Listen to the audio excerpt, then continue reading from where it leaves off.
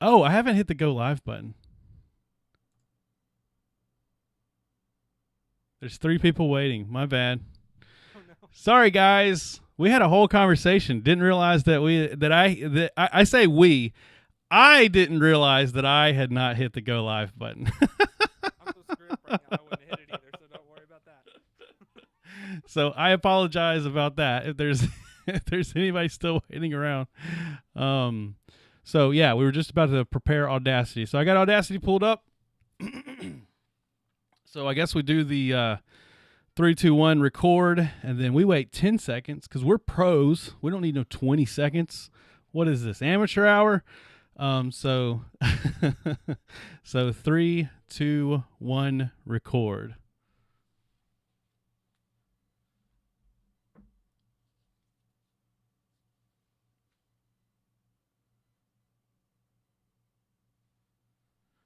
All right, so that got our 10 seconds of silence there. And then now we just got to do the 0, and then we'll be set and ready to go. So, you ready? Ready for 0? Yep.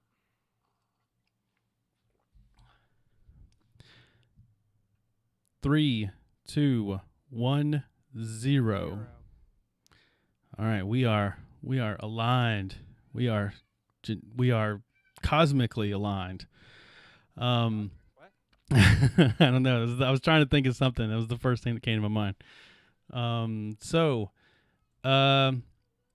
I got a cold open story for you here. I think this is it's not necessarily a gaming story, but it is related to a topic which we've talked about a few times, which is crypto mining. UK police conducted a raid of a suspected cannabis farm. They were surprised to find no marijuana. They found a farm, mind you, it was of the digital variety. Crypto mining isn't illegal in the region, but stealing the electricity to power the operation is. They saw the power bill and they were like, this could be marijuana. Yeah, right. I guess, yeah, that's a good observation. Maybe they saw that this place is using so much power. Like, what's going on? It must be powering all these lights to grow all this illegal marijuana. It turned out to just be crypto miners. But they were in fact stealing the power. So it was still illegal. Yeah, it was still it was still illegal to do such a thing. But I thought. I thought that's pretty funny. That's the new. Let me pull this over for the video viewers. But that's the new thing to watch for is all this stealing power for the crypto miners, man. Yeah, crypto boom, man. It's crazy anymore. Yeah, these all look like they're like ASIC miners in these photos. So they're like mining, like they're tools built just for mining. So they're like not, Yeah. it's not like Video out. right. It's not like a sea of graphics cards or anything like that. So that would be the real kicker. Yeah. Back when Bitcoin crashed the first time, there were so many of those on the market that people were actually like soldering on video out ports to Yeah. be able to use them for just regular, gaming. Let's see. I had you turned down. I'm sorry about that. Thank you, Damon, for letting me know. Yeah. What if it was just a sea of NVIDIA 3080s or whatever it is that everybody's trying to get their hands on? They can't right now. Then they're really bad. Then they should be sent to jail. Right. Exactly. Freaking crypto miners. Stealing power. Pff, buying too many graphics cards. All right. Well, welcome to Crowbar Kernel Panic, the podcast at the intersection of Linux and gaming. This is episode 7. This week's the first week we're live streaming on the Mintcast YouTube channel, so we're trying this out. I'll be honest, I'm a little bit nervous about it. We kind of, I'll speak for myself, not necessarily for you, but I always feel way more nervous when we're doing this thing live, and I feel like it's like you can tell, and it kind of takes away from the show. And so we had gotten into the habit of doing it, pre-recording it and then posting, the audio on the podcast feed, obviously. But I really feel like, I really feel like we need to be doing the YouTube thing. This is just something I've got to get over. I've just got to get over this and just pretend like nobody's watching, but at the same time still watch the chat and make sure they're engaged. So like it's a catch-22. I don't know how I to. never noticed anything, so I don't. I think it's all in your head, man. I doubt it. But we're trying this out. I thank you to Leo for letting us use the YouTube channel, and Thanks, after Leo. thanks Leo. And Co. No. After the podcast is recorded and then we edit it and we'll post it. We'll post the edited version at the Crowbar Kernel Panic YouTube channel. But it will basically just be the audio edited, with like a waveform on the video. And then you can also subscribe to Crowbar Kernel Panic on any of your podcatchers. So just, look up Crowbar Kernel Panic. But the Crowbar Kernel Panic website, crowbarkernelpanic.fireside.fm, if you want to go to the website and subscribe that way. You can also send us an email, crowbarkernelpanic@pm.me. So if you want to send us an email, we'll read it on the show, answer a question. Or if you're in the chat right now, just drop us a question in the chat. We'll answer it the best we can on the fly. Yeah, and stick around. Don't be like the other guy and leave. Yeah, we have answer it, but yeah, there to respond. Some people jump in, ask a question, and we can't get to it right away, and they've already jumped to some other Linux YouTube channel. Yeah, stick around. We'll try our best to answer it. I guess we need a hook to get people to stay around. Yeah, we need like a coupon code at the end or something like that. I need to come up with some kind of prize or something for the end of the show. But other than being a podcast legend, what have you been doing this week? How's it been going? Oh, a podcast legend. Yeah, I don't know about that. It's been rocky. It's been rocky for me. Oh man. This week it's been nuts. I've been working just a ton. Like I'm pretty sure I'm probably close to like 60 to 70 hours this week. Wow. Because, holy cow. I've been working a ton. Like I've been staying, I start work at 8 every day, and I haven't been getting home getting off of work till like 6 or 7 every day. And one day it was like 8. That's with wild. All this extra stuff I've been doing. It's crazy. I actually think I've been working less, but it feels like more because I have a much farther drive now. I have to drive at least an hour to work every day. And so the other day I was talking to somebody that had a similar drive to me, and she was like, "Oh yeah, if you think about it, like we work like 50 to 55 hours, on a 40-hour work week." And it had just never hit me that way, and I was just like, "Holy crap. I really am." A lot of wasted time driving. Yeah, it's 2 hours per day that I'm in the car. Like, that's wild. I mean, I get some mad podcast time in, that's for sure. I'm like running out of shows to listen to. I don't even know. I got to find more things to subscribe to because I got more time to listen now. But I have been. I've gotten some gaming in. I've got a pretty extensive list here. We don't have to go over all of this, but I've tried out some games since our last episode. The last episode we did was almost a month ago now because we missed one.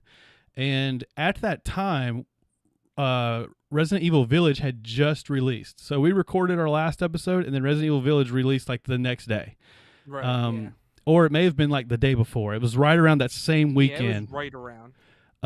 And so I've been watching playthroughs of Resident Evil Village, and for one thing, the game is pretty insane. It's pretty intense. Modern Resident Evil, I don't know if it's really in my wheelhouse because honestly, it just looks too scary. I feel like Resident Evil 7, Resident Evil 8, it's like stressful. It's just too stressful, man. Like I don't think I could take it. I feel like I'd pay for the game and just like refuse to enter every room because yeah, no lie. Yeah, I know exactly what you're talking about. Yeah. I'd be like, I am not prepared for this room. I don't care if I have a rocket launcher. Right, and I kind of feel like I should play 7 before I play 8. So like I'm not interested in 7, but I want to play 8 or Village, but the stories connect. Even though they say that 8 is not, you don't necessarily have to play 7 to enjoy 8. The stories connect, but they're separate enough that you can enjoy one without the other. Right. But I'm just too much of a completionist. I just don't think I could do. I don't think I could do one without the other. Problem. Yeah, I have the same problem. I just can't I can't bring myself to do it, and I know that by the time I finish 7, the hype around 8 would be over. And so I would still feel like I kind of missed out on everything. So I don't know. I don't know if I'm gonna do it. I may not have Lady D chasing me around at Old Mansion. That may not be in that may not be in my cards. But I had so much fun with the Resident Evil 2 remake. And I think we talked about it last week or the week before. And so I went ahead and picked up the Resident Evil 3 remake, which the interesting thing about the Resident Evil 3 remake for me is that I actually never played this game. I remember renting it when I was a kid, but I never got through the game. So I never actually played 3 at all. So. Oh, really? Never at all? No, not 3. I went 1. I went the first one, then I went the second one, then I went right to 5. Yeah. I don't know what happened to the other ones, but I just never played those ones. Oh, did you ever play 4? No, I've never played 4. Oh, 4 is... Everyone tells me that it's really good, and I just never got around to playing it. It's one of my favorites. I mean, they really reinvented themselves. Like 4 is the one that like really feels different than all the others. And then everything after 4 was different.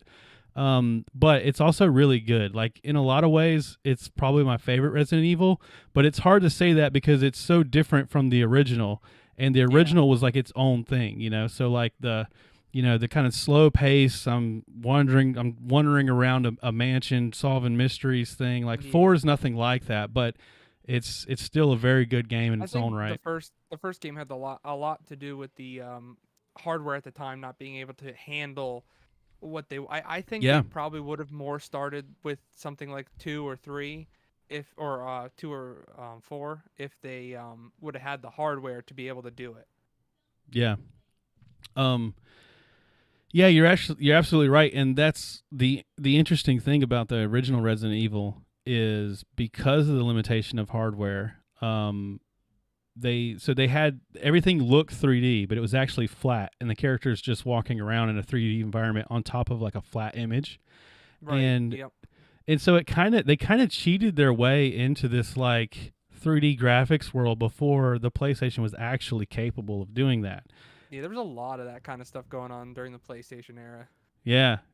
Silent Hill is a similar thing. The first Silent Hill, the fog in Silent Hill is not really because of atmosphere, but it's because they couldn't render things that far back, so they had to come up with the fog, which is hilarious. So well. Yeah, it worked really well. So speaking of Resident Evil, the last episode we were trying to get the original Resident Evil, to work under Proton. Don't get me started with this, man. Oh, this game has been beating me up. Yeah. Oh, I got it to run. But I didn't play it. I got it to run too. Yeah. For like 5 seconds. So I'm gonna pull up the Proton DB page while you talk about your story with it, but I'll find their Proton DB real quick. Oh, I have. Their rating needs to be changed. Yeah, what is the rating? Gold. Oh wow. I'm like, gold is like, okay, maybe I need to do a something in Steam to get it to run or something like that. What is that? Where you put a command into Steam when it runs at the beginning. Yeah, where you do the launch command. Yeah, launch command, yeah. Maybe something like that to get it to play well or something. Not freaking, oh, yeah, it's going to start, but then nothing happens. Right. And you have to download freaking Proton tricks. Like, yeah, I think a gold is a little bit too high of a... I agree with you because even after I got it to run, so I think Sensu here, this looks like... Of course, he says he could not see the Capcom logo, and then it just stuck at the blank screen. I had that problem too. Yeah, I had it where I couldn't see the. I've tried it on so many distros that's not even funny. And sometimes I could see the Capcom logo. Sometimes it wouldn't come up. Sometimes the game wouldn't even start. Yeah, it all depends on what Proton you use. You have to use the right Proton to get it to start in the first place. Yeah, you do have to use the correct Proton. So the first problem that we were having was that you would launch the game and then it would load the Capcom screen, but then it's supposed to load that hilariously bad original intro. That's fantastic. It's so good, but it's awful. and it would just basically just get stuck on a black screen. And what was happening was the original Windows version of the game is trying to use Windows Media Player 11 in order to launch that video. And then because you're on Linux, of course, you don't have Windows Media Player 11, and because that package is not part of the default build within Proton, it wouldn't load it. And so what we needed to do was install the Windows Media Player 11 through the Proton Tricks, which is basically a wrapper for Proton. It's a wrapper for wine tricks to be used with Proton, Proton images. And so what Sensu did here, I think, might be slightly different than what I did. I might have to scroll through, but basically he says to chmod 777 recursively to this path, and he gives the path. Always need to do. Yeah, you almost never need to do that. Yeah. And the path to it is the identifying number for the game, and then the PFX folder. And then once you've done that, then you run the Proton Tricks. Now, he gives the full command here. I actually found, I didn't know that you could run Proton Tricks with -- GUI, and it actually will launch a GUI, and then you can step through a menu. But this command he gives us here will actually do the same thing. So what you're doing is you're telling Proton Tricks. Go ahead. His command is better, because what happens with the GUI is it'll keep popping up with, you're running a You're running a 64-bit Proton, and then it'll stop the whole process. Meanwhile, when you do it on the command line, it just goes right by that, and you don't have to click anything. Right. So it's better just do it straight on the command line. Yeah, and from my understanding is like almost everybody is going to get that error message, and you should just ignore it. Just keep moving. Keep moving. Nothing to see here. Keep moving. And then it's telling it to install, like, within this container, to install this WMP 11. And then once you have that installed, he says to, let me see what he's doing here. Then I don't know what this command is. So he's saying sudo, giving it a path to wine, and then a registry. Oh, this is some DLLs. I did not do this. I didn't need to do this part, as far as I know. Yeah, I'm certain. It ran for me. Like, and no matter what, as long as I had Windows Media Player 11 installed, and I was running on either Proton 5 or 4.11, it would get to the menu where you could select new game, continue, all that stuff. I didn't have a problem with that once Windows Media Player 11 was installed. But when I tried to play the game on every system I tried, I would get this out of memory or memory overrun error. Yeah. And I have no idea why. At first I thought it was an Ubuntu thing. And then I tried Solus, had the same problem. So then I tried OpenSUSE just for the heck of it, same problem. Endeavor, same problem. All of them had the same problem. So I'm thinking maybe my hardware? My graphics card only has 4 gigs of memory, but that should not be a single problem with... I'm not sure if I've got the 4 or the 6, but I'm sure 4 is fine, yeah. Yeah. I mean, okay, so this game works beautifully on Windows. I can download it, install it, it works great. No problems. Yeah. And so another, I just want to point out too that, like, this is a GameCube game. Well, yes. Yes. There's no way you need more than a 4 gig graphics card. Right. Technically, I looked it up, and they did do another remake. This is not the GameCube game per se. This is actually an enhanced version of that one. Okay. There's like extra anti-aliasing, and there's more like lighting, better lighting and stuff like that. Because I actually did install the GameCube version on Dolphin emulator, and that one ran fine, no problem. But I could definitely tell that it was not as good looking, even when I upscaled it to 1080p. Okay. Than the game when I actually had it running with Windows. I don't think I kept it installed. If I kept it installed, I'll tell you what settings I used in Steam, but I actually think I deleted it. I burned it from all my Linux systems. Yeah, I don't currently have it installed, so I can't tell you what my settings were. No, but it just wasn't worth it for me. Not only was it not worth it, but I did not get it working. It would not. Yeah. I could not play the game. The farthest I got was I loaded my save, and I did also try new games too, and it had the same problem. But I loaded my one save, and I could walk around this one room. That was it. And as soon as I went to the next room, memory overrun. I was like, come on, man. It did look good for that little bit of time that I played. It looked exactly the same and played just as well as Windows. I will say that. So if you don't have that memory overrun issue, I guarantee you this game will play beautifully. All right, so I found the Soren K on the Proton DB chain here. This is what I followed, and it worked. So because here's what happened: I installed the game. I tried all the steps that people had previously said, and none of it would work.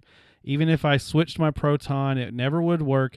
But in his steps, he basically tells you to delete everything delete the game from your comp data, and then if you follow his steps from beginning to end, which you're doing the same steps as above, only you're doing it on like a fresh install, then it'll work for you, or at least it worked for me. Now, I never played the game far enough. Maybe I would have gotten the same memory error that you did, and maybe I never played it far enough.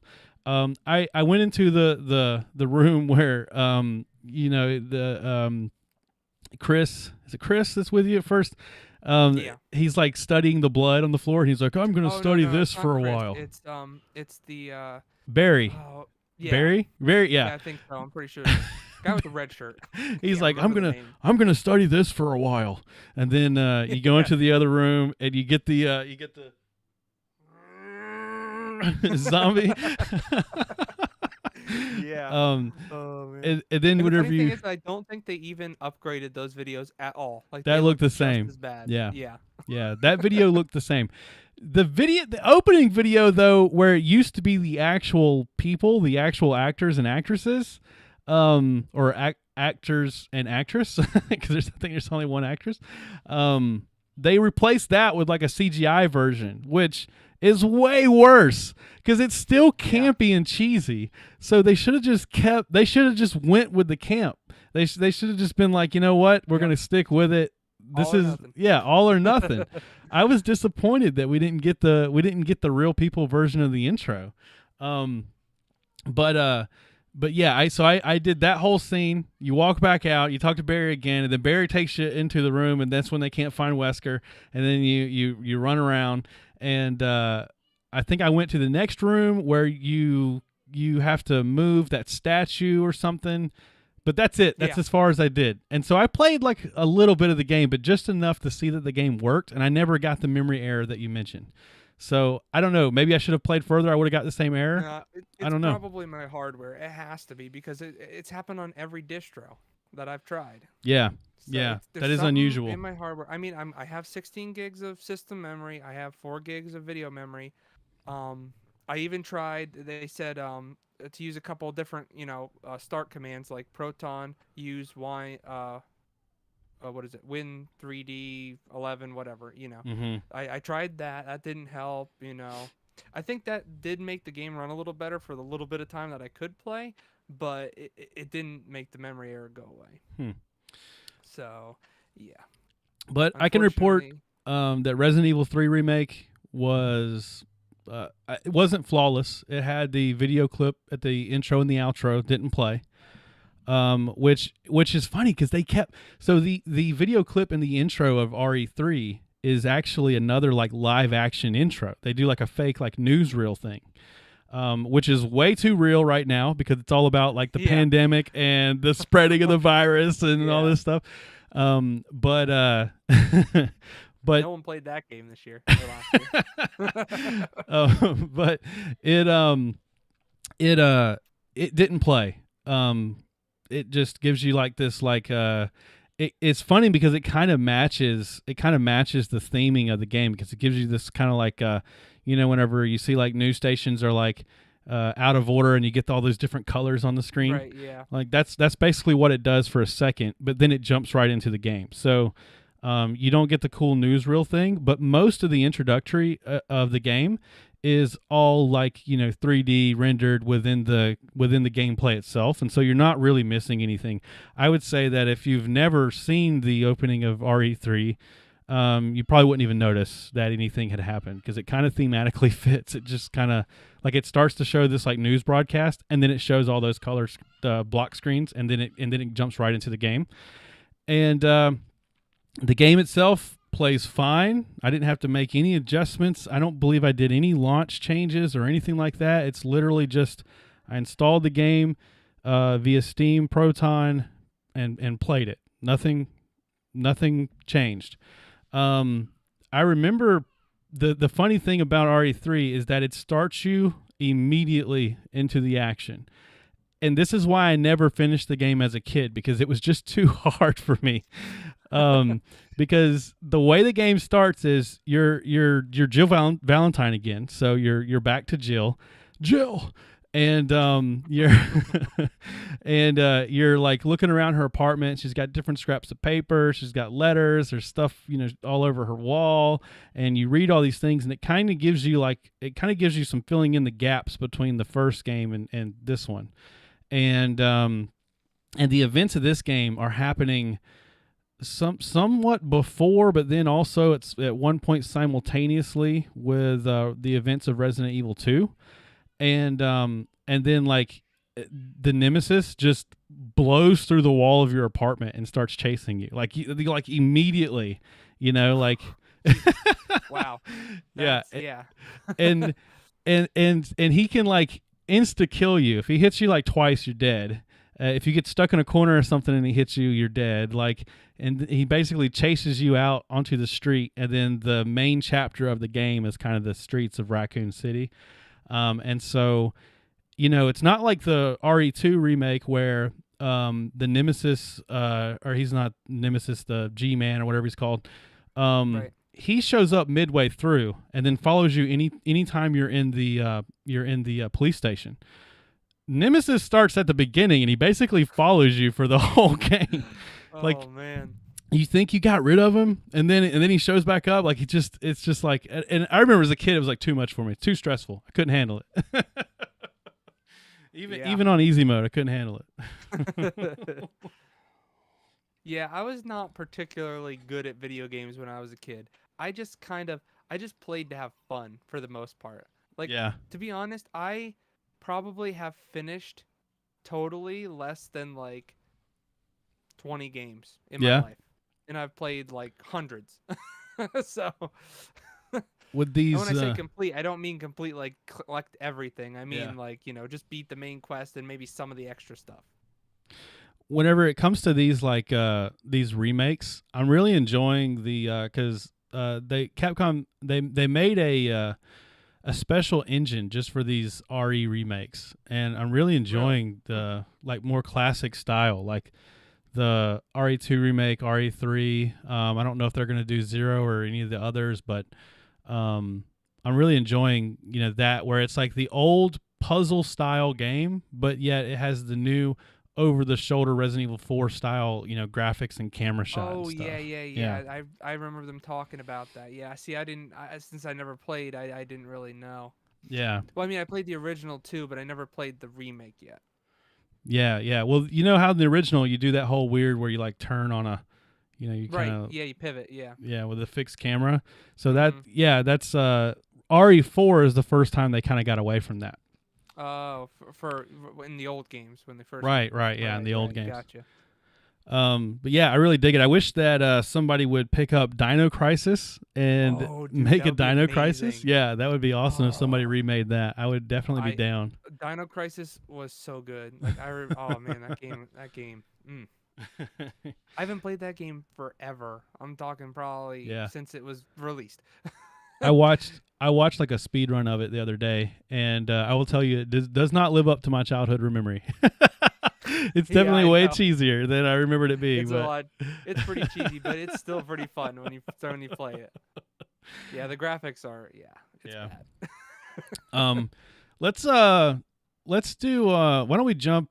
Let's jump into a few news items, and then I do want to go back and talk about another game, but Oh, I had one more thing to add about Yeah, Resident Evil, the yeah, trying to get it to work.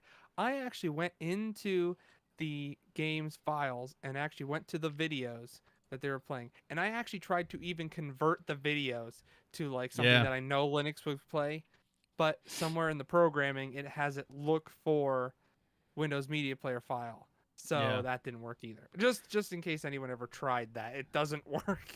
yeah, And deleting them doesn't either because it tries to look for the file and can't find it and then it just crashes. yeah. I was gonna say that you mentioned to me that sometimes that was a kind of a way to get around that, and Yeah, some people so do it just to get rid of like the Capcom logo. They'll delete that to get rid of that to go right to the game, you know. yeah, But obviously that didn't work this time. I mean, there might be a workaround maybe, but I doubt anyone's figured did it because it's just Linux that I wouldn't did. have to worry about it. I did. I renamed the folder to like .old or something, and then launched the game again, and yeah, it was no dice. Yeah. Um, Yeah. that was one of those Anyway, cases. Like we talked about before, how like we enjoy hacking these things to get them to work on Linux almost as much as playing the game. That was definitely the case of that for me. Once I got the game working, I was just like, I am not playing Resident Evil original. well, this is literally the first game I played on Proton that I haven't got working. Like I Yeah. was legitimately shocked that I could not get this game working at all. Yeah, it's pretty amazing. It's really rare. I mean, the last thing that I just absolutely could not get to work was oh gosh. The MMO, it's Black Desert, that one? Black Desert. Yeah, Black Desert, like literally just no way, Jose. Like it's not going to Yeah. work. But Now, that's because it's a newer game and you know, it's well, they have issues with that yeah, kind of but I stuff. mean, we just said Resident Evil Village has a gold rating already on Proton Yeah, DB. but Like, they were specifically working on that game yeah. Proton Steam was actually working to get that game, working. And meanwhile these um online games, the free ones, a lot of them Hmm. they change all the time, and then they have the anti-cheat stuff, and it's just there's a lot more involved in the online MMO games Yeah. to get them working. To be honest, There's in the MMO world, the kind of the talk of the town right now is Ashes of Creation. Have you seen anything about that? no, I have not. If you're not like a MMO head like me, you probably it's not like super. It's not like a big AAA title game or anything like that. But it's MMOs are in like a weird drought right now where there's good things happening with the few titles that we have.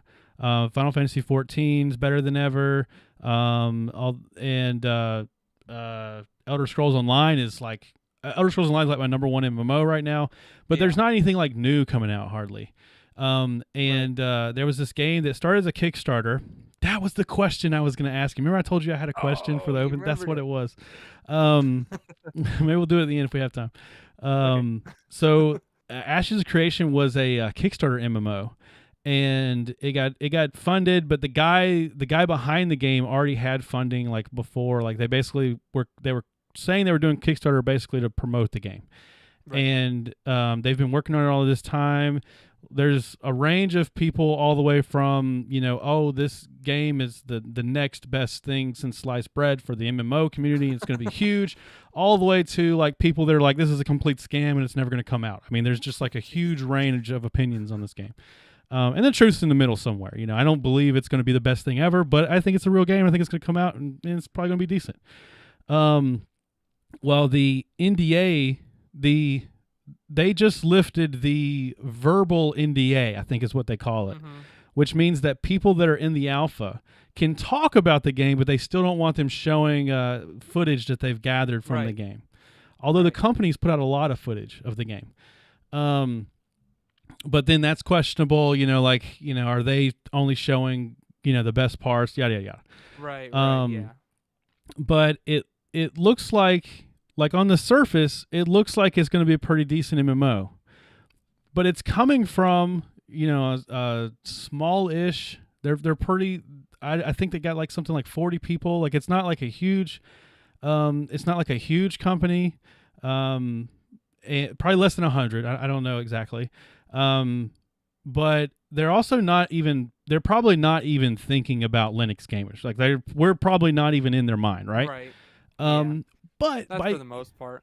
yeah, and I don't know what engine it's being built on. That could be the deciding factor. It seems like things built on Unity, even some things built on Unreal in some Yeah. cases, Yep. are kind of just like tangentially Linux compatible. Like even if the developer didn't Right. even consider Linux, it just almost works out to be that way, and they might as well flip it on, right? Right. And so I don't know what the chances are that this game is going to come out and be Linux compatible. Um, I think it's going to be released on Steam, so we'll at least have the possibility of Proton support. But yeah, I don't know. The question I was going to ask you that struck me was your opinion on Kickstarters. Ah. Yeah, do you think that Kickstarters is an opportunity for indie developers to like get funding for their game? But it also seems like it's kind of an opportunity for people to kind of abuse the community and get funding for something that they I'm either I, know is never going to come out, or right. they don't realize they're in over their head. Like they think they can Right. make a game for $7,000, but they can't. You know what I mean? Right. Yeah. Yeah. I mean, I'm all for Kickstarters. Like, I, I don't before Kickstarter, like Yeah. there was not that many games other than on Steam, really. Like Steam was the only place that had a lot of indie games and stuff. And once the whole Kickstarter, craze went up, I Mm-hmm. mean, there was indie games out the wazoo, Yeah. and not all of them worked, but some of them turned out to be great. You Yeah. know, I can't really name any because I don't really. I'm not a real indie gamer. Yeah. Um, I don't know if There's a few that I'm rooting for, but yeah. I don't want to name any because honestly, like, there's one in particular that I'm really rooting for. Like, I really want to see it come out. But at the same time, I feel like they just bit off more than they can chew. Like, they didn't realize how hard it was going to be to make an MMO. And so they've just, they unwittingly didn't ask for enough money. And I think they're truly trying. But by the time this thing finally releases, it's taken them so long to develop it that the gaming community's already moved on to something else. So yeah, I think Yeah, that's the problem. The amount of time that some of these people take to bring the game out. yeah, Like I mean, I don't know. That is definitely a problem when it comes to indie I mean not indie Kickstarters. Is it's like, "Oh yeah, the game will be out in like, 6 months." 6 months rolls around. "Oh, the game will be out in a year." A year rolls around. "Oh, the game will be out in 5 years." It's like they just sometimes they just don't know what they're getting themselves into, and that's it. Leo said crank you up. I cranked you all the way up and I cranked myself down, so maybe that will adjust. Let me see where I'm at on this meter if I look Is at it. my volume not coming through? Yeah, I'm way louder. I'm gonna turn It, myself it's down. because it's because I'm on Solus and I didn't install not Alsa mixer, but the one for Pulse. the other audio interface, and I didn't boost my audio. And if I turn the gain up anymore, I get the noise of my air conditioner. It's probably partially too because I'm so high that they probably have to turn down. So I turned myself down. We'll see if that Yeah. helps. I got you cranked This is all the the way up in OBS. quietest condenser mic I've ever even known of. Yeah. like this does not pick up anything. Well, I apologize that to our live viewers, but it'll sound good on the podcast. So, yeah. Yeah, sorry guys, it's Oh. my fault. I should stick to Mint. I know, but I freaking don't want to all the time. Sometimes I want Solus, and sometimes it doesn't work like now. Yeah. Leo says he used Pavu Control. Is that the one you? That's it. Yeah. Yeah, Okay. that's it. And I just didn't install it. And if I do it now, I know something's gonna get screwed up. And Yeah. Yeah. We'll whatever. just make it through. Sorry about that. Um. Yeah. So. Yeah. I think that there's the chance for abuse, but I think there's also just a chance of just not necessarily abuse, but just mistaken, just naivete. But it also opens up doors, for people that maybe couldn't. The next big thing could definitely come from Kickstarter. Like, it's a possibility. So I don't know. It's a big topic, especially in the MMO market, because the MMO market is like in such a drought because of the conditions I was talking about earlier, that almost any MMO Kickstarter, like, people jump onto and want to support because we just want to see Right. it grow again. Yeah. Yeah. I totally can understand that. Yeah. Am I a little higher now? I did turn the gain up just a tad. Okay. I can't tell. You sound fine to me. It's just how it's coming Yeah, through. well, on Discord it evens it out. Yeah. So speaking of MMOs, I installed Final Fantasy 14 again, and I didn't play a lot of it, but I installed it, and I can say that when I first started playing Final Fantasy 14 on Linux, it was a huge mess. You had to jump through a ton of hoops to get it to work.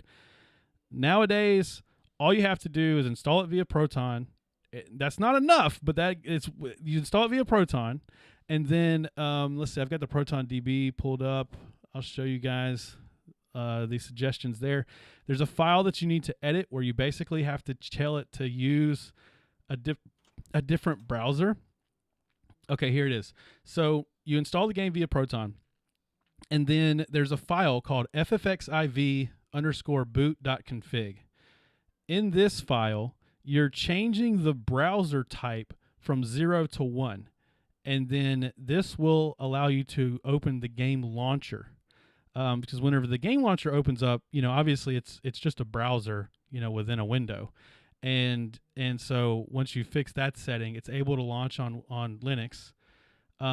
You actually have to attempt to launch the game one time, and it will fail. Right. A lot of games are like that. Yeah, but doing so creates a config file, the ffxiv.cfg. And then within this file, you're changing the cutscene movie opening entry from 0 to 1. I'm not exactly sure what that's changing, as you would think that you're changing it from 1 to 0. I have no idea. But you're changing it from 0 to 1, and then after that, the game will launch. That's interesting. Yeah, but that's it, though. It used to be you had to do all kinds of crazy trickery with Proton, and there was like a guy on YouTube that walked you through doing it, and I think he was like the only video I could find with instructions. And so I would go to this same video every time I wanted to install it and play it. And now you skip all those steps. You just still have to change those two configs in that order. One thing I noticed that's new that was not a problem before is that whenever you launch the browser or the launcher, you type in your password, you type in your user account. Do not click anything on this window. Do not, with your mouse, never click on anything. Hit enter to log in. If you click on anything, you'll get an error message and the game will crash. Oh, crap. Yeah, so just type in your stuff and hit enter. Just forget clicking on it. Just never Stupid click. GUIs. Yeah. So that's the first boss of the game. The first boss of the game within Linux is the launcher. So you have to beat boss number 1 before you can get to the game. That's actually a good way to put it. The first boss in Linux. Right. But I brought that up because not only to give you the details about that, but also because I just thought this story was interesting. So they just announced their next big expansion, and as part of the expansion, they've got these insane products that they're releasing, and one of them is a legit Fender guitar. So that's crazy. You can that's like, oh man, that's gonna be like so coveted. Like somebody's gonna get that and they're gonna be like, this is mine forever. I know, dude. It's all right. So it's a Fender Stratocaster it has like a polished blue, looks like materia on one side of the guitar, and then like it fades from black into a purple on the other side of the guitar. And it has like a FFX 14 logo on the fretboard, and it's a Fender Stratocaster. It's $3,500, $3,499. Wow.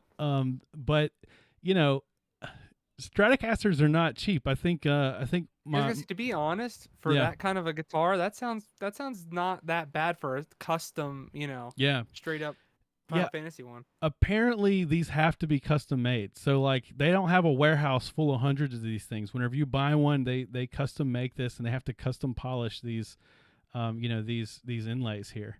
Right, yeah. And then you also get the guitar in game. And you get a for your housing in the game, you get one that you can hang on the wall. So in the game, you can have the guitar hanging on your wall, as well as play the guitar in game. Because I don't know if you've never played Final Fantasy 14, you may not be aware, but people actually play instruments in the game. So Really? Okay. No, I yeah, never played it. No. there's like in-game bands and stuff. Like they get together and they all play the same sheet of music. Like they all play Right. the same Yeah. music. So now you can have the guitar also in game. I just thought that story was so was so awesome. Yeah, that's pretty cool. Leo said that that the audio is a little bit better now. Okay, so that's Okay, good. good. You know, you might have a tendency to be quiet, but I always have a tendency to be too loud. So I need to make sure I cut Well, down it's and not try to even even that it out. I'm not quiet. It's just like I said, I didn't get to install that, and I like okay. So I cranked the gain all the way up on the digital side up to 156%, and then I Hello, can Miani have my here. gain on my PreSonus at 1, and I don't have to crank it up and hear all the extra noise from everywhere. Right. That's the whole deal. In other Final Fantasy 14 news, there was an in-game ceremony for a artist that passed away. Oh yeah, that's right. I saw that. Yeah, Yep. this is crazy. It just coincidentally was the same week that I reinstalled the game.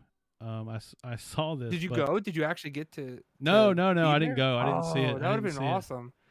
it. But it's so it was a manga artist. Let's see. I've got his name. Yeah. Kintaro Miura. Kintaro I Miura. think. Yeah, I'm sure I'm saying it wrong. I apologize, but Yeah. I can't pronounce anything. he's an artist that drew a manga that inspired. You know how in Final Fantasy you always see the slender character with giant sword, right? Like that's like a Right, huge yep. staple Yep. of. It's a huge staple of a lot of anime, things, but especially in Final Fantasy. Ever since Final Fantasy VII, you're used to seeing that giant sword. And in the game, a certain class in the game wields a giant sword, and they all got together in one of the capital cities, and they placed like a candlelight vigil on the ground, and all lined up in honor. I actually saw some footage of it on YouTube. It was pretty cool. Yeah, it's pretty rad, man. This particular thing is one of the reasons that I am so hooked on MMOs is this aspect of something that could only happen because of so many players interacting in the same world. Right. And it's rare that it happens, but when it does happen, it reminds me why I love that genre so much. It's pretty cool. Yeah, Damon says he did Berserker. That's right. That's the name of the comic, which, I've when I was a kid, I liked Dragon Ball Z and things like that, whatever was on Toonami, but I wasn't really like into like anything outside of that sort of thing. Dark, Brutal, and Dark, excellent manga. Yeah. So because of this event, I've looked into it, and it does look really cool. There's like some collector like box sets of the books of his art and stuff, and I'm really interested in picking it up just as like a kind of a shelf piece over here. It's really cool stuff. But yeah, so that's why I love MMOs, is because of things like that, and that's pretty rad. In some Linux news, we have OBS. The most recent version of OBS supports Wayland. This is pretty rad. This is a big step. This is a big step for them. This has been a long time coming, definitely. Yeah, so it's OBS Studio 27 is the version, and so they not only support Wayland but also Pipewire. Right. This was one of the key things that a lot of people said they needed to switch to Wayland. And I've not even thought about switching to Pipewire. That's Yeah. Yeah, that's just I don't know, man. It's hard to be on the bleeding edge of some of these things, even though I want to see it. I want to see it happen. Like I want to get there. Right. Maybe we should do like a Fedora gaming challenge, like where we try to install some things using Wayland, and let's see how how dramatically different it is. I think I would want to do it on a Well, separate hard drive. I don't think I'd want to. I don't think I'd yeah. want to Oh, switch yeah. completely. Yeah. But I'd be willing to try it for sure. I would too, except for I have the Nvidia card, and I don't think they support Wayland yet. Oy. Yeah, I'm also on Nvidia. That's pretty rough. I see that's where I get a little confused because I have installed Fedora on this, and I have used Wayland before, and it's worked on my Nvidia card. It's probably X Wayland most likely because that's the transitional Windows yeah. server. Husi in the chat actually just said Wayland support is coming along, for sure. Even Nvidia to support it soon, and then he Yeah, put the TM soon definitely. yeah. Yep. Soon Yep. trademark, yeah. Yep. Wow. Nuke and pay Fedora 34. Wayland all the way. Do it. It sounds like I would need a new graphics card to do it. Yeah, I don't know. I'd give it a shot just to see, if it's gonna work. Yeah. But I don't have high hopes for it, to be honest. Yeah, yeah, tell us how good or bad the Nvidia experience is. Yeah, for sure. I'll try it. Actually, a weird thing happened to me. I actually installed Fedora Workstation with GNOME and everything on my let's see here, my HP Elite book, and that has an AMD graphics card in it. It's like the equivalent of a 7070, I think, or 7770, whatever. Anyways, I installed it on there, and the first boot, it booted with Wayland, and everything was good. I updated, I rebooted, and it only had X. Wayland actually got uninstalled for some reason. Huh. I don't know why. It was the weirdest thing. I tried it 3 times, and all 3 times, every time after I updated initially, it deleted Wayland.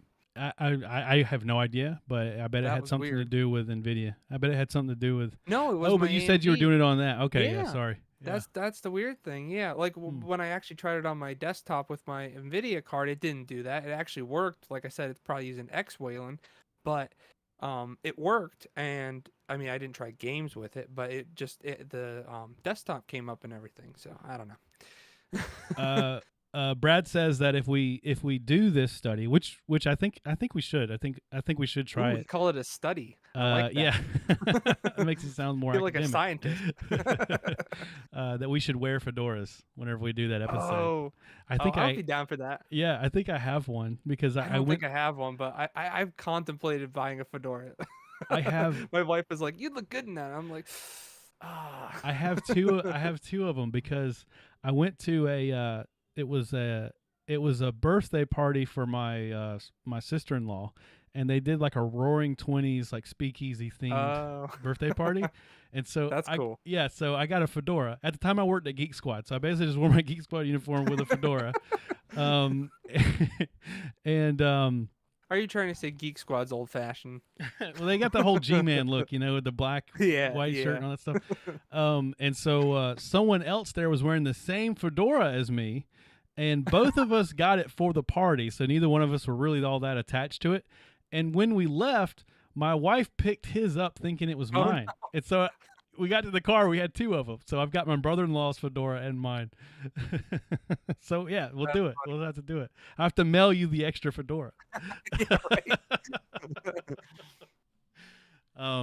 Yeah, I'll try it. I'll try it and see. I mean, what's the worst that could happen? If I fail and I just say, yeah, it didn't work. Yeah, I have I don't know how many. I probably have 7 hard drives in my computer, so I have a spare one. Yeah. If only you had 7 graphics cards. Yeah, right. sell 5 of them and keep the other 2. So speaking of graphics cards, NVIDIA to team up with Valve to release DLSS for Proton. So I think this is like a brand new. Yeah, this I didn't have any clue that was happening. This is pretty cool. I only read about this like an hour ago. Like when we were preparing for the show, I read this.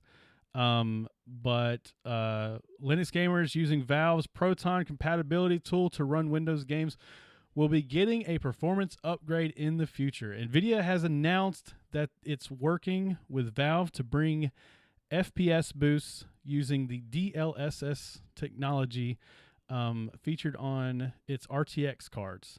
Now that stands for deep learning super sampling, right? That's right, deep learning super Okay. sampling, and it's a Okay. technology. So I won't read the whole thing. This is an article by The Verge, but essentially, this technology is rendering the screen at a lower resolution. So, for example, 1080p on a 4K monitor. But then it's using machine learning to upscale the graphics, and so it's able to Mad. like render it smaller, but then make up for the difference Yeah. in the resolution, which It's is basically what TVs have been doing for a long time now. yeah, Or if it's like 1080p, that upscales it, and it looks still pretty good. yeah, it's pretty wild. I mean, what this reminds me of is there was a Deep Space Nine. There was a guy that was taking clips from Deep Space Nine, and then he was using machine learning algorithms to upscale the quality up to like 4K graphics, Wow. and it made it look like a different show. Like it looked amazing, and it's in my mind, maybe I'm thinking about it wrong, but this is like taking that technology and and using it, for gaming, basically. I mean, Yeah. if they're able to, have a screen that's this big, but then upscale it to this big, then that's why it increases the Yeah. performance on your graphics card. It's just deep learning and AI and all that stuff fascinates me. Oh, I it's will never amazing. ever be able to do it like if as a profession or anything like that, like program that crap because I'm not that smart. But it fascinates me because it's amazing what they can do with it. Yeah. Um, Husi also says that they're already ray tracing extensions in Vulkan. So, That's cool. yeah, this technology is just getting faster and faster. Here's an interesting thing that they pointed out in that Verge article. Is this will only be available in Proton. And well, I mean, I don't say only, but I'm just saying the sense of a Steam game, right? Right. So if you have a game that has a native Linux version, it could run better because of this technology through Proton. And so That's very interesting. yeah, so you're in this situation where we could test the difference between running, something natively versus Proton with Right. DLSS. Yeah.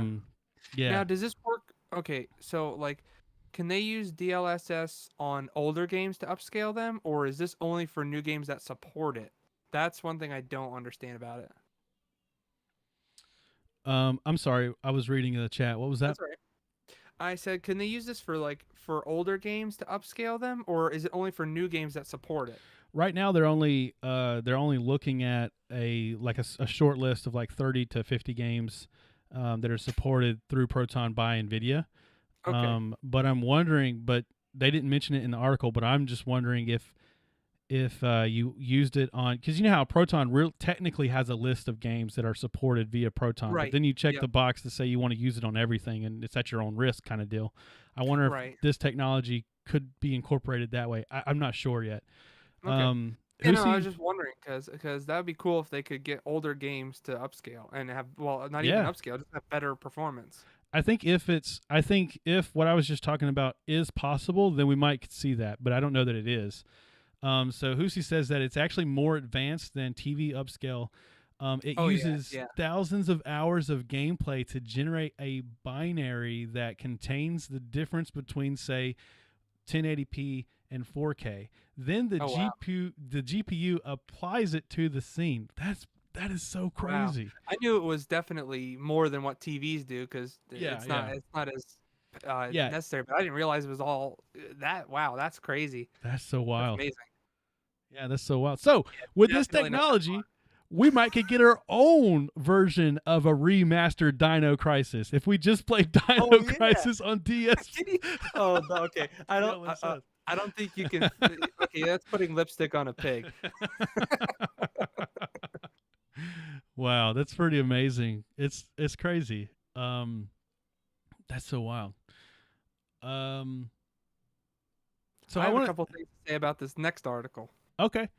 Oh yeah, this is Valve could be making a handheld device. So this article is actually kind of in conjunction with that last one because, um, in the previous article, they point out that this technology could be used in Valve's new handheld device. So, obviously, it's rumor, but there's a lot of evidence. Someone has been talking to Ars Technica.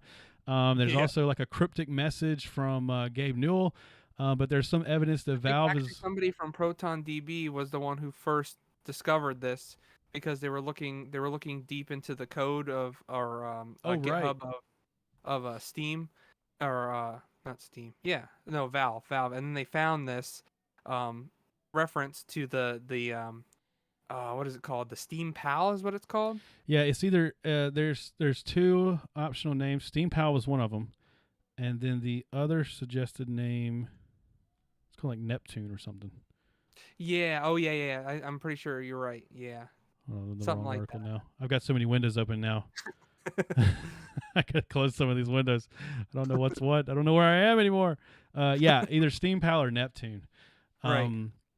But yeah, it makes sense. So because it's gonna have a small screen, they could It's have gonna be us. Switch-like. That's what Yeah. they're assuming. I don't know that I don't know if I want a handheld gaming device.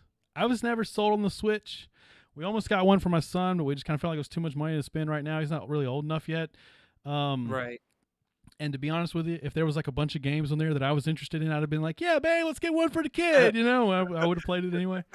But I just don't see myself. I am such a PC gamer. I just don't see myself having. But the fact that this will be, the rumor is that it will essentially be a Linux box handheld. Like it'll be with Steam. They made the what was the Right. Steam boxes? It'll be like a Yep. Steam box, but as a handheld device. I don't know if that's if See, yeah. Go the, ahead. this is the thing. I was listening to the Ubuntu podcast, and I got a lot of takes from them.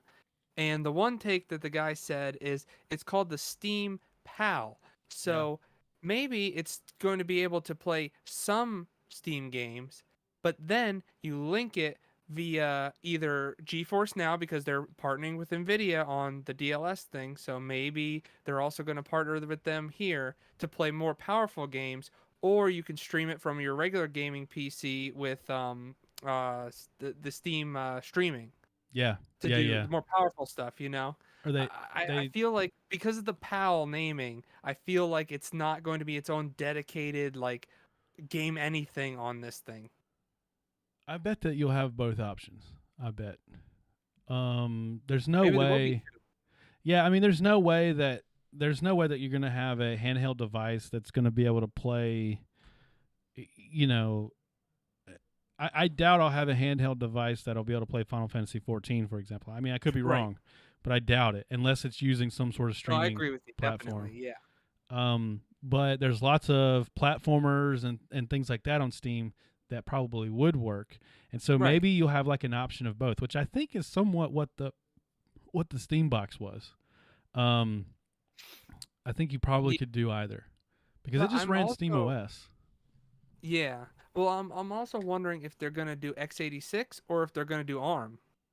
Because if they do ARM, they're gonna get a lot of battery life out of that thing. They'll get a lot of battery life, and then I bet you are bound to the Steam Remote Play feature. Right. Yeah. Well, they do have some translation with Qualcomm chips to x86 from ARM to x86. So that it's there's a lot of up in the air with this one, but Yeah, and I I feel like they're listened. partnering with Nvidia more. So I'm kind of thinking it's going to be just an add-on to your system already. Yeah, and I listened to what Gabe said at this conference, and he doesn't mention a handheld device. I mean, basically, they ask him the question: Will Valve, or no, maybe it was specific to Steam. I'm not sure. Will they be releasing anything just on PC, or will they be releasing anything on console or anything else? And he basically just says like, you'll know the answer to that by the end of the year. That I don't know. That could mean that they're going to somehow I don't know. I don't know. I don't even want to speculate. But I guess Yeah, it could be a lot of the things. thing the thing I really wanted to speculate on was whether I really even would be interested in the device itself. And Yeah, I got to see how much of a PC it is. Like if right. I feel like if I feel like I basically have like a little like handheld Linux device that is like geared towards gaming, but it can do a little bit more than that, I would be interested in that. The novelty of that enough would be exciting to me. But if it's basically just a Switch, but powered, by the Steam library, I don't know that I'm really. I think it's cool. I think there's people out there that would be interested in it, but I don't know that I would be the target audience. I don't know. Yeah, the screen size is what gets me. Like I need a bigger screen. Like my TV, like if I can hook this into my TV and play it like a Switch, Yeah, with the little, yeah, with a dock that they have, then yeah, that seems pretty nice because then it's just one slip, it's on, and then you can just play on your TV without any issues. yeah. And whether that be streaming or it be native, that would be really nice. But if it's only handheld, I'm not going to be interested at all because I can't No, stand those supposedly, little screens. yeah, no, supposedly it is. So I mean, again, this is all rumor, but supposedly it is going to be available to just plug into your TV. Okay, You could then I get some might sort be of interested in docking. it Yeah, yeah, you're right. if That it's is a needed. pretty interesting feature. Um, Graven came out on in early access. Graven is a game I talked about it on Mintcast, and I think maybe the first episode of Crowbar Kernel Panic. But it was a game that was released in a demo form as part of like a. It was part of like a online like gaming convention type thing, and it was available for free download, the demo version of it, and it played on Proton. It's a Windows only install via Steam, but obviously you can play it through Proton. And I remember at the time I talked about it because it just installed and played. I didn't have to do any manipulation or anything like that. It just installed via Proton and played. And it's an interesting game because it's like it's sort of like retro Doom style. It's like retro graphics, but there's lots of physics and particle effects and things that give you the hint of it being a modern game, even though it has this like real stylized form. Um, Oh wow, yeah, it's pretty and cool looking. yeah, it's pretty neat, and it's like a Diablo like grim dark fantasy, Yeah, but set hmm, in like a FPS, like a Doom or Duke yeah, Nukem FPS.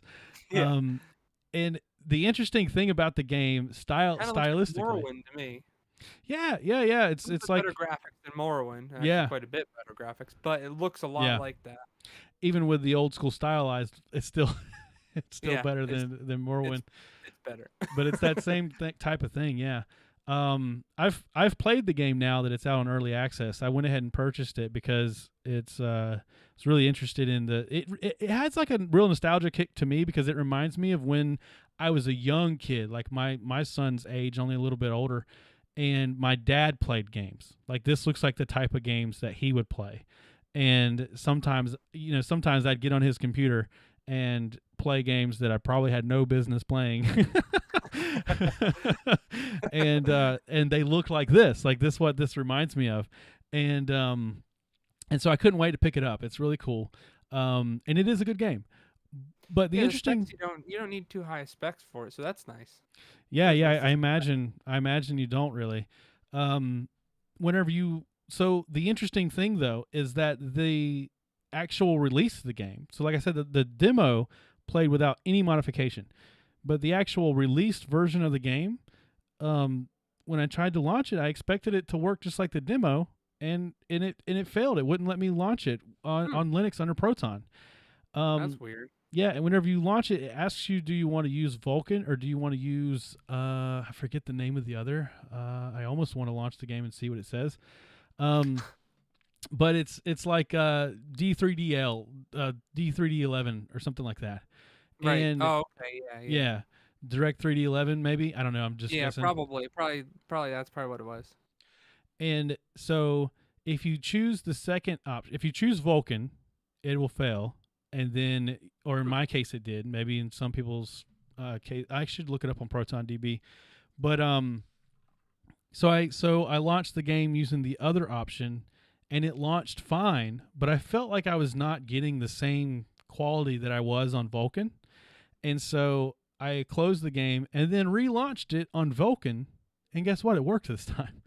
And so I don't know if that was just some quirk that I ran into, or if this is a common issue, or launching it under the alternative option allowed it to get past something and install something, and then launching it again under Vulkan, it worked correctly. Yeah, sometimes it's got to install like the DirectX stuff, and you gotta launch it the one time to actually get it to install that kind of crap. So it was trying. I know what it failed on because I could read an error message. It failed on. It was trying to install the Unreal Engine 4 compatibility items, and so and it would fail at one of those items. But then, like I said, it was able to work after that. So on ProtonDB, they actually give it a silver rating, which is probably accurate. Although it's funny that we were able to get it to work compared to Resident Evil, which has a gold rating. But yeah, I'm trying to just kind of quickly glance through here to see works flawlessly after redist install -ut4 runner says that it failed, but the game launches. It is possible to adjust wine tricks and install VC Run. Okay, so the VC Runtime 2019 into the prefix manually, but this Glorious Egg Roll Proton allows it. Oh, I do run the Glorious Egg Roll Proton. Maybe that's why I'm able to get it to run. I may try it on a different Proton version and see if I still get the error, or if maybe because I'm running the GE version is why I'm able to get it to work. But in any case, the game's good. It does run on Linux with some adjustment, and it's worth checking out. It's an early access game. I have ran into some errors already. The way the game works is it's kind of like a roguelike in that you keep reliving the same level in some way, but yet it's not really that either. So there's like a hub city, and every time you leave the game and come back in, no matter where you were in the world, you'll end up back at the hub city, and you'll have the items and the progress that you made, but you may have to pick up your quest again, and you'll kind of go the next time you go back through a zone, the enemies are there again, the crates and things that you broke and took the items from, they're back repopulated again, and so in a way, going back through several times, you end up with like more stuff. But so everything respawns. That's great. Yeah. So it's kind of it's kind of weird, but it's a hoarder's dream. Exactly. I have like broken it though. Like I've gotten to a certain point in a quest that I was able to complete the quest, and then I logged out, and then whenever I logged back in, I was in the hub city again. But now, in order to go back through that zone again, I hit like an invisible wall because they assumed that I would not have gone back to the hub city before I completed a few more tasks. And so, right. It's early access. They're not done with the game yet. So, I mean, you're bound to run into stuff like that, but I have hit a few things. But I think the style of the game is really cool. I'm really excited to see where it goes. Let's see. You've got to get out of here. Yeah, unfortunately. Let's do, let's see. We got one more story. Oh, no, we talked about that. We've got through it all. This is a complete show. We're going to end almost on time. Yeah. All right. So, thanks for watching, guys. Let's see. I was just seeing if there was anything new in the chat we could talk about before we get out. But I think we're going to close this bad boy out. Josh, it's been real. Thanks for watching. Yep.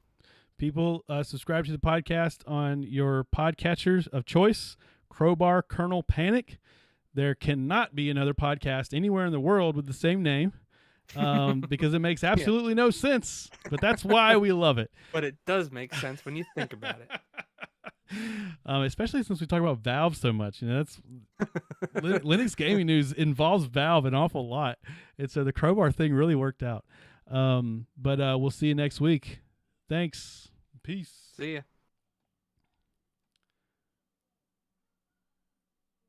I can't find the window to close this thing. All right, I have to export this. Hopefully this works. I have not done this yet.